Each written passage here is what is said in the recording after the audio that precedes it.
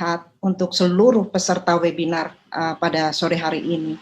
Pertemuan yang kita adakan pada sore hari ini pada dasarnya adalah pertemuan sebuah forum untuk memperlihatkan sebagian dari tanggung jawab kaum akademik atau kaum intelektual.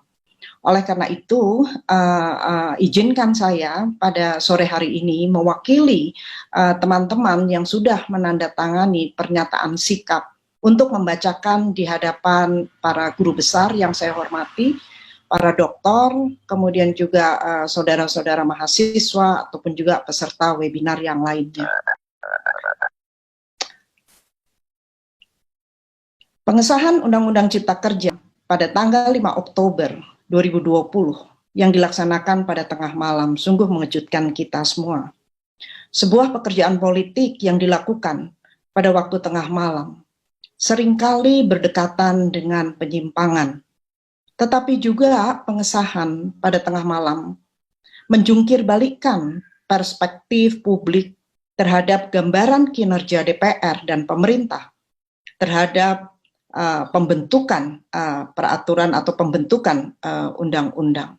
Biasanya DPR dan pemerintah lamban dalam membuat undang-undang. Bahkan undang-undang yang jelas-jelas dibutuhkan oleh rakyat malah ditunda pembahasannya. Kenapa Undang-Undang Cipta Kerja yang prosedur dan materi muatannya sebagaimana tadi telah disampaikan banyak bermasalah harus terburu-buru disahkan, bahkan sampai menyita waktu istirahat para anggota dewan dan menteri-menteri yang terhormat. Begitu banyak telaah ilmiah yang mengkritik kehadiran Undang-Undang Cipta Kerja. Tapi pembuat undang-undang bergeming. Lalu dianggap apa sesungguhnya partisipasi publik yang harus diadakan menurut pasal 96 Undang-Undang nomor 12 tahun 2011, Yungto Undang-Undang nomor 15 tahun 2019 tentang pembentukan peraturan perundang-undangan. Apakah memang tidak ingin mendengar suara kami, suara rakyat, sebagai pemegang kedaulatan di negeri ini? Untuk siapa sebetulnya Undang-Undang Cipta Kerja ini jika rakyat tidak didengarkan? Padahal undang-undang itu adalah cara rakyat untuk menentukan bagaimana cara negara diatur dan bagaimana cara negara diselenggarakan. Undang-Undang Cipta Kerja ini, sebagaimana tadi sudah disampaikan, bahkan seringkali melanggar nilai-nilai konstitusi yang ada dalam Undang-Undang Dasar 1945. Contohnya, pasal 18 ayat 5 Undang-Undang Dasar 1945 menyatakan, pemerintah daerah dijalankan dengan otonomi seluas-luasnya, kecuali terhadap kewenangan yang ditentukan sebagai kewenangan pusat.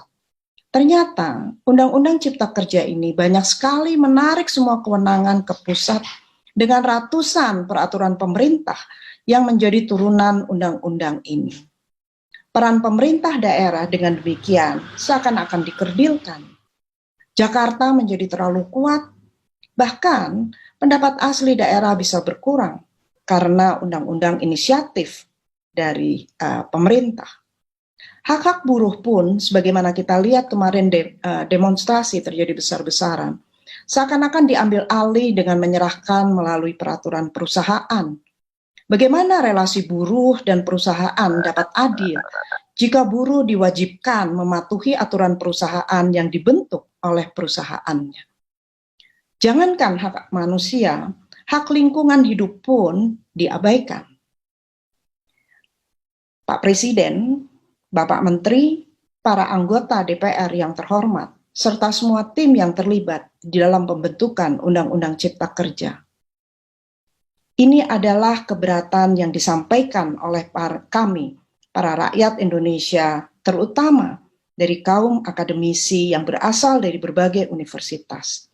Sebagaimana tadi sudah saya sampaikan, forum yang ada pada sore hari ini merupakan salah satu bentuk tanggung jawab kaum intelektual.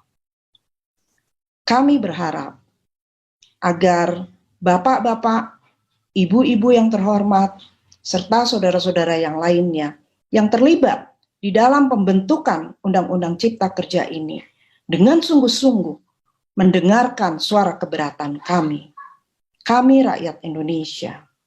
Sebelum saya akhiri, saya ingin mengutip pandangan dari Muhammad Hatta, salah satu founding fathers Indonesia, yang mengucapkan pidato pada Hari Sarjana di Universitas Indonesia. Pada saat itu, Bung Hatta mengatakan, karena semua dipandang mudah dengan semangat avanturir, mengalahkan rasa tanggung jawab, timbullah anarki dalam politik dan ekonomi, serta penghidupan sosial, dengan akibatnya yang tidak dapat dielakkan, yaitu korupsi dan demoralisasi. Muhammad Hatta, tanggung jawab moral kaum inteligensia. Pak Jokowi, Bapak Menteri, Ibu-ibu anggota Dewan yang terhormat, salam hormat dan salam sayang dari kami semua, karena kami tidak menginginkan Indonesia bergerak ke arah negara di mana demoralisasi dan korupsi itu terjadi secara meluas akibat dibuatnya dan disetujuinya Undang-Undang Cipta Kerja. Para guru besar, perwakilan dosen, perwakilan dekan dari berbagai universitas. Wassalamualaikum warahmatullahi wabarakatuh.